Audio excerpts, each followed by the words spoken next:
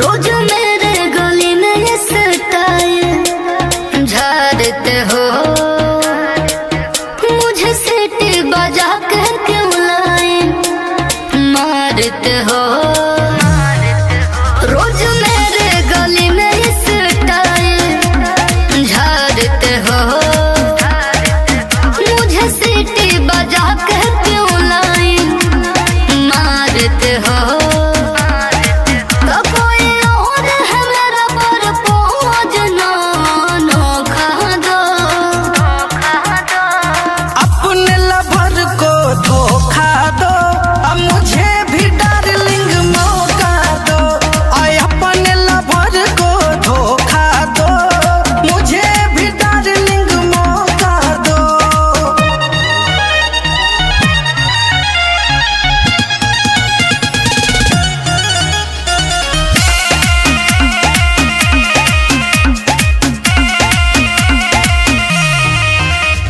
खर्चा मेरा उठाओगे क्या, शॉपिंग डिनर कराओगे क्या, बोलो कर लोगे।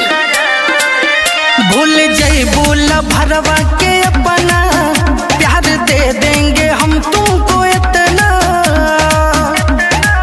वो दिल है बाबू तुम जिसके खोखा हो,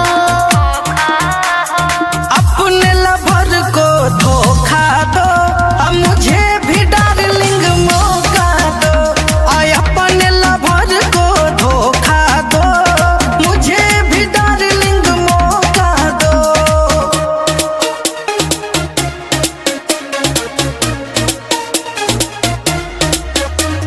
प्यार यदि करोगे खोल के मैं पटूंगे